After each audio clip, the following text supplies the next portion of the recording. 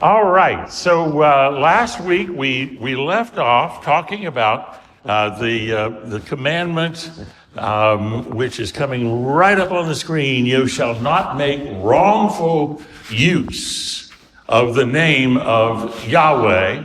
And a lot of times people get confused and think that God's name is God. But God has a name. And in Hebrew, it is three letters, YH, if I just transliterate, YHWH. And for a long time, many people have pronounced that Jehovah, and some people do still, but we're pretty sure that the correct pronunciation is Yahweh.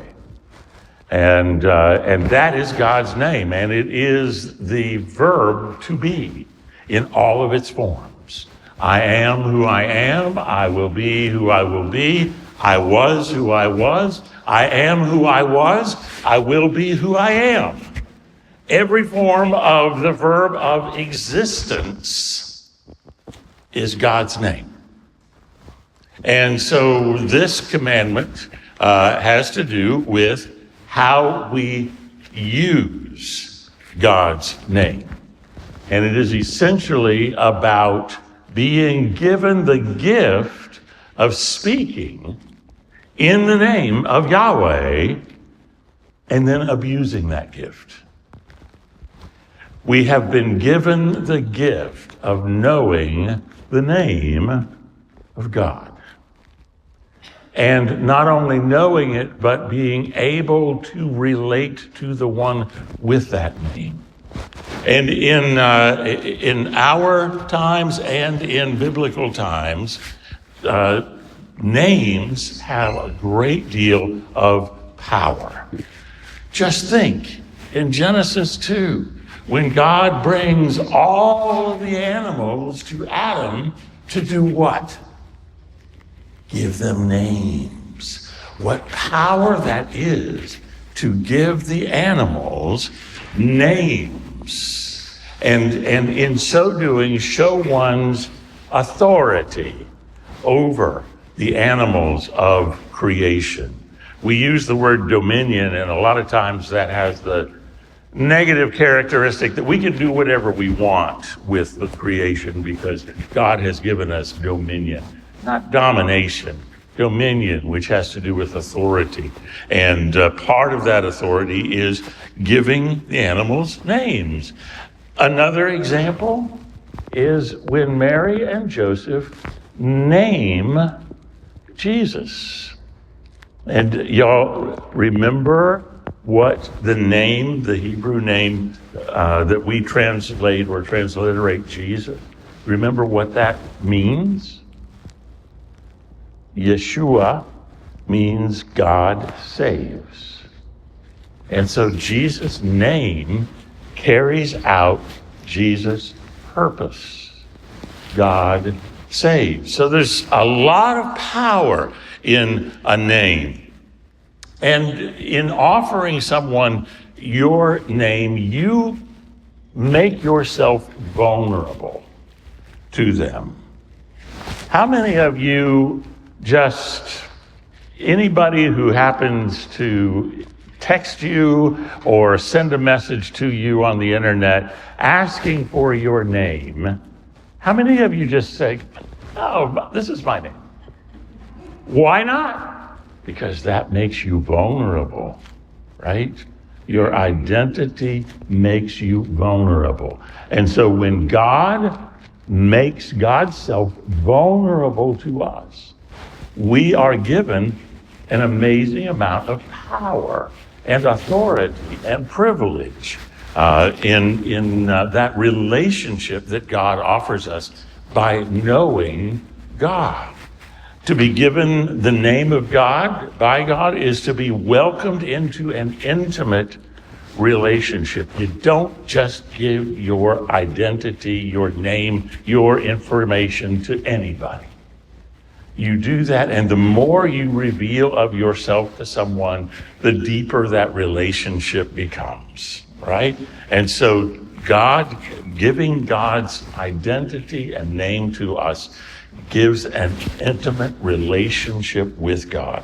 As I said when we started this study, these 10 commandments, if you will, these 10 words are really about relationships.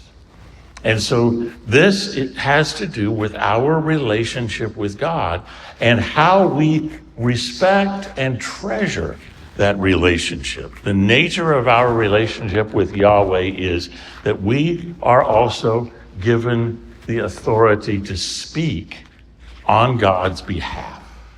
People can either help people to grow in faith, or they can misuse that and mislead people by speaking in the name of God. Okay? So there's a lot of power that God gives us in giving us his name. So this is my own interpretation. It might not be perfect, but what I think this commandment or word is about is identity theft. You know how devastating it is when you get some message from somebody, some email, some company that says, we've had a breach and your information may have been taken by somebody who may want to do bad things with it. That's pretty devastating when you find out that your identity has been taken by someone who plans to use it for their own purposes, regardless of how that treats or affects you. So in a way, this third word warns us against attaching God's name to things that are really not about God, and in fact may well be our means of advancing our own wishes and desires. It has long been a pet peeve of mine, and if you do this, forgive me for stepping on your toes, but it's been a long pet peeve of mine when I hear someone say, I'm driving through the parking lot and I can't find a parking space anyway, and I pray, God, I really need that parking space. And one opened up. God answered my prayer for a parking space. To me, that's kind of using God's name or misusing God's name for our own rather selfish purposes. The first thing we need to understand is that the Hebrew word that is translated different ways, take God's name in vain or misuse, that Hebrew word for misuse or in vain means false, lying, deceptive, or deceitful. It also means useless, vain, petty, and ineffective. So when this word says, don't use God's name in vain or misuse God's name, it's really about using God's name in the wrong way. So this third word is really about treasuring our relationship with God by not using his name for our own selfish, flippant, deceitful, or trivial ways. Anybody here ever said, OMG? There are a lot of ways that we misuse God's name and treat God's name for our own purposes and flippantly or deceitfully. If we think about these words as relationship oriented, this is about treasuring the intimacy that we have with God by God giving us that information and knowledge about who God is. Okay? So let's move on to the next commandment or word. Remember the Sabbath day and keep it holy. 6 days you shall labor and do all your work, but the seventh day is a Sabbath to the Lord, to Yahweh your God. You shall not do any work. You, your son or your daughter, your male or female slave, your livestock, or the alien resident in your towns, nobody shall do any work For in 6 days Yahweh made heaven and earth, the sea, and all that is in them, but rested on the seventh day. Therefore Yahweh blessed the Sabbath day and consecrated it. All right. Nobody's guilty of violating this one, are they? To kind of sum it up to begin with, this word addresses the life of busyness that substitutes for holiness, and achievement that substitutes for identity. This really connects with what we talked about a couple of weeks ago with Walter Brueggemann, but said in a different way. Let's compare a little bit. Busyness. We all know what that is, the state or condition of having a great deal to do. I don't have time to go to church or to pray or to serve because I am just so busy. How many of us have ever stopped to think about how that makes us sound so important? I'm just so busy. I have so many things to do. And that busyness ends up becoming our identity or our sense of worth. On the other hand, if we were to seek to live a life of holiness instead of busyness, that is the state of being set apart for God's purposes and saying, I always have time for what is truly important. We've all heard that phrase, right? We always have time for what is really important. Whether we use that time is another question. In college, I had an advisor who had a little plaque on his desk that said, we do what we believe. All the rest is just religious talk. Has to do with this. What we do is it's kind of similar to what you all talked about with the checkbook. The things we do reflect what we really believe. And all the other stuff, really more like religious talk. So this holiness says, I always have time for what is truly important. On the busyness side, busyness gives us a sense of worth and importance. Like I said, I'm just so busy. I have so many things. So many responsibilities. People want me to do so many things. I'm just so important. And it comes out of our activities. On the other side, holiness gives God the importance, the glory, rather than ourselves. On the busyness side, it's a way we think of controlling our time, our lives. How many of you have calendars on your devices? Yeah, and that's your staying organized, keeping under control.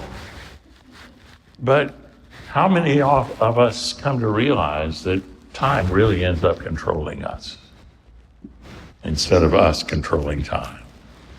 Holiness lets go of the need to control and trusts God's sovereignty. This is really the essence of this word, this commandment. Let go enough to trust God that you don't have to work 7 days a week. You can prepare everything so that you don't have to work 7 days a week, all the time. You can stop. Think of farmers. Think of the folks who this commandment given to, and in the New Testament times, people living, surviving. And just tell them, not this day. Stop. Well, that's really reflecting a trust in God.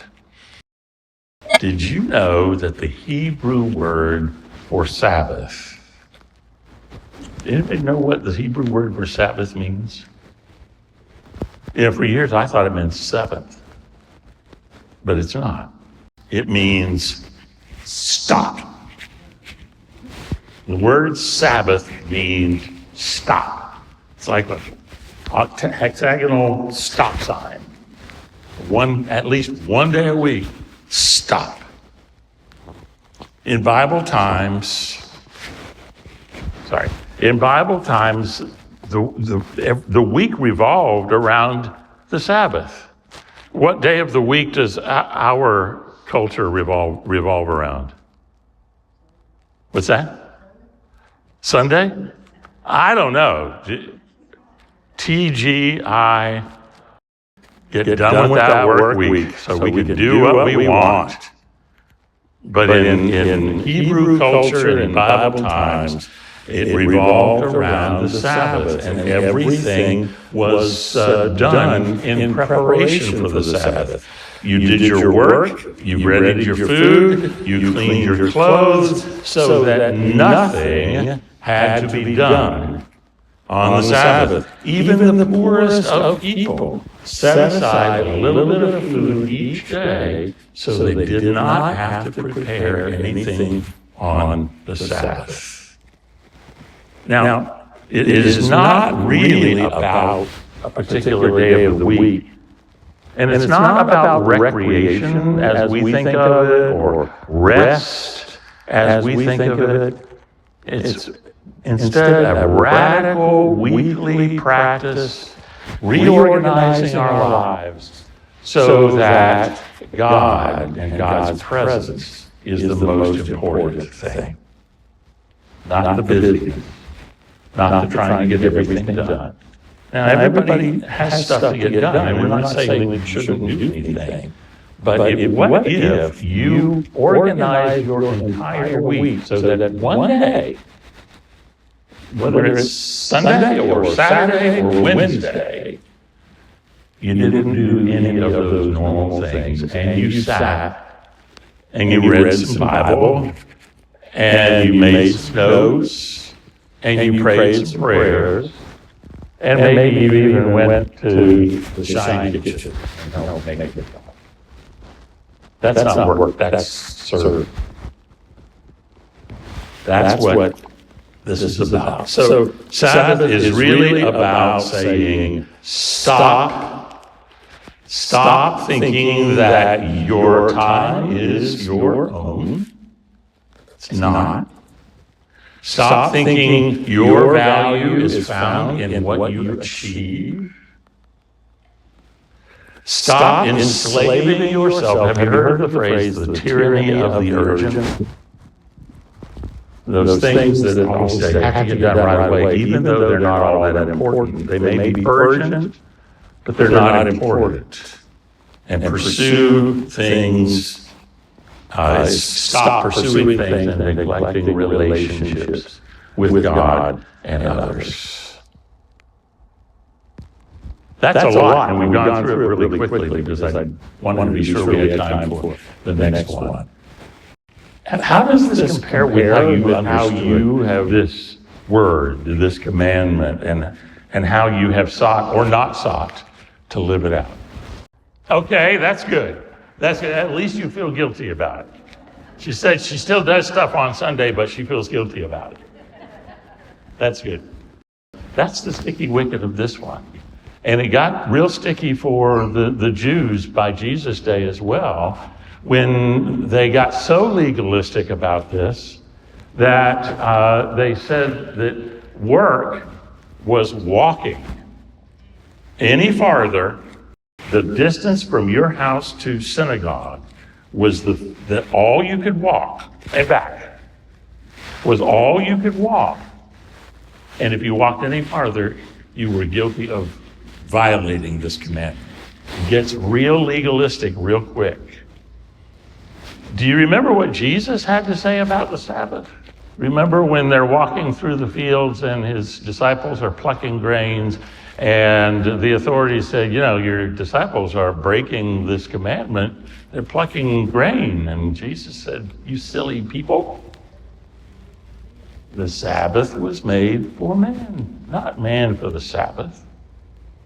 It's a gift. It's a gift. And this should be thought of as a gift from a loving God who says, I took the seventh day and man, was I exhausted.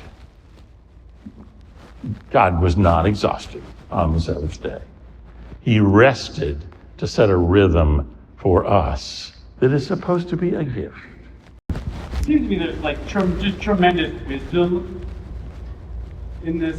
I also wonder something about the way the church contributes to busyness. People make kind of, a bunch of excuses on the basis of what they're doing, and also it contributes to their sense of value and achievement that the church contributes to that. But overall, I just see a ton of wisdom in it.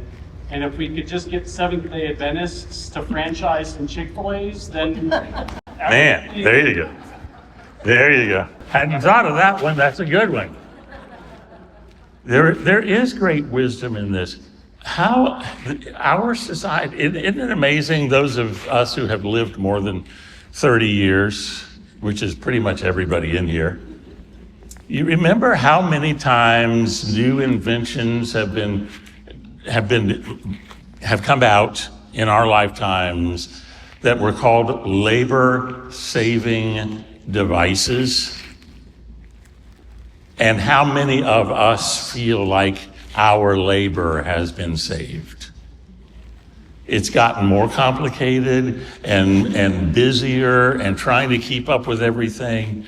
That's the wisdom of this, is just to be able to reorganize our time, our thoughts, so that instead of Friday becoming the most important day, Sunday does, and we spend the whole week preparing for Sunday so that it can be a day of rest as God gave it to us as a gift. Okay, I want to talk about this next one because I think it's fascinating. And before we do, I want to show a short video. Modern people like yourself, born in today's world, are mostly born into individualistic cultures. Such cultures place a strong emphasis on being a confident and strong individual who does not care what others think and does what is right regardless of what the crowd does. Such features can be detected in the ancient world, but with far less emphasis. Instead, ancient cultures revolved around public honor and shame. What you were in the ancient world was defined by how you were seen publicly. Why is this important? Well, we often read the biblical text through our modern lenses and do not realize how important honor and shame were for the ancient world. And because of this, we miss a lot about what the biblical stories are saying because we lack the cultural context of ancient honor-based societies. The first thing we need to note is what honor and shame meant in the ancient world. Joseph Plevnik defines honor as a claim to worth that is publicly acknowledged. To have honor is to have publicly acknowledged worth. Shame, as the opposite of honor, is a claim to worth that is publicly denied and repudiated. To be shamed is always negative. It means to be denied or to be diminished in honor. So your identity would be something your community would give you. It did not come from internal markers you may have about yourself. It came from what your community said about you. Mark Strauss notes honor was the gaining of status from others, and shame is the loss of it from others. In contrast, in today's world, one is encouraged more to do things that avoid causing internal guilt, and one is encouraged to have high self-esteem. Modern cultures focus more about internal feelings instead of external appearances.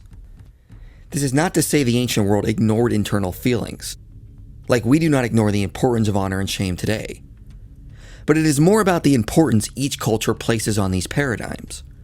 The ancient world cared more about public honor than having self-esteem.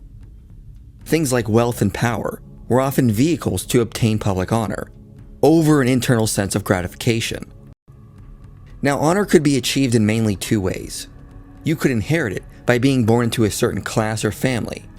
If your grandfather was a war hero, you would be born with that honor. Or honor could be acquired, like from your deeds, how you conduct yourself, or how well you hold up to expectations. Aiding in keeping the order of society would bring honor not only to you, but to your family.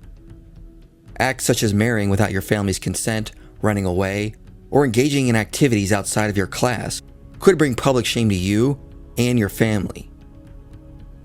The key point to take away is how connected you were to your family, class, and society. If you acted honorably, it would reflect on your community and family. If you acted shamefully, it would reflect badly on your community, and you could be ostracized for your actions. Everything you did affected the others around you. In the last 10 to 15 years, one of the most important things I have learned in how to interpret Scripture is understanding the difference between our culture and the culture of the Middle East and Mediterranean area. In the sense that, as they said here, our culture, the primary values that we have are internal, being independent. Who are our heroes we grew up with? I don't go to the movies anymore, so I don't know who the modern day equivalents of Clint Eastwood and John Wayne. You know, the tough, independent persons, men and women who had great power and self-esteem, and this was the primary value of our society. But in Middle Eastern, Mediterranean society, it's not that. Honor and shame are the primary motivators of how you gain your identity in Bible times and to this day. Your life is spent trying to gain and maintain the honor of your level in society and to increase it if you can. The most awful thing you can do is lose honor, which is the same thing as shame. And the society is built on honor and shame and how you view each other that way. Interpreting, especially the New Testament in light of that, is one of the most important things that I've learned. And it's really only happened in the last century that this has happened, that anthropologists and others, sociologists, have begun to apply and understand the culture of the Middle East enough to see the difference, so that we can't look at things in the Bible with our Western viewpoint. But anyway, let's apply this to this word. Honor. Honor your father and mother, so that your days may be long in the land that Yahweh has given you. What does it mean to honor? But what would it mean to bring honor to your parents? Do what they say. Okay, yes, honor, respect them. Yeah. Thank you, Julie. Don't do things that bring shame to you, because that brings shame to the family, that brings shame to your parents. That's valued in our individualism. Well, my parents are just going to have to get over it. To say, I am going to honor and bring honor to my parents is to live a life that is beyond yourself, right? Instead of thinking, I'm going to do what I want to do, I want to do what honors and brings honor to the two people who gave me life, the life givers of my. Now, I understand parenting and parents and difficult relationships. I get that, and that's not the niche that I want to talk about. I want to talk about the vast majority of cases in which our families have problems, but they're fairly normal, and we can bring honor to our parents without it being a terrible thing. To honor our parents is to bring honor to our parents. We said before, the first 4 commandments are about our relationship with God. The next 6 are about our relationships with other people.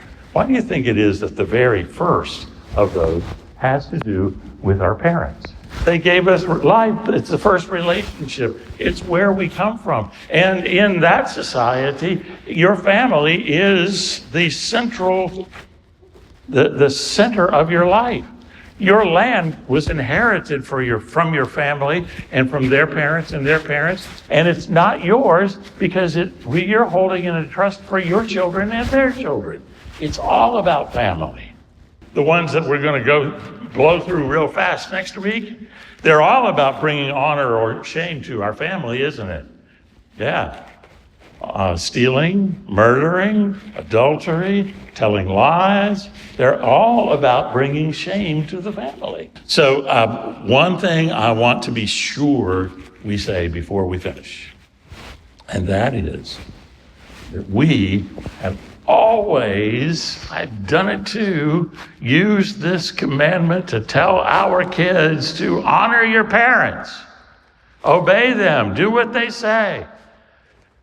But do you think that on the mountaintop, when God is giving Moses these 10 words, he said, oh yeah, by the way, these are for the kids. This one's for the kids. No! This commandment is addressed to adults. How does that change the way you look at this word if you think of it as you, not your kids? How do you honor your parents and bring honor to? I would love to discuss it further, but we're just about out of time. But I want to say there is an old Jewish proverb that says, the only truly dead are those who have been forgotten. In light of that proverb, how might we continue to honor our parents after they are gone? So I hope that brings to light some of the ways in which this is a hinge. We often, and we've been taught to call God Father. Jesus said, call God our Father. And this is a hinge between the first 4 that have to do with our relationship with God, and now beginning to look around. And the first place you look is family. Okay? All right, next week we're gonna talk about all those other 4 or 5 commandments and close up shop. We'll finish up next week.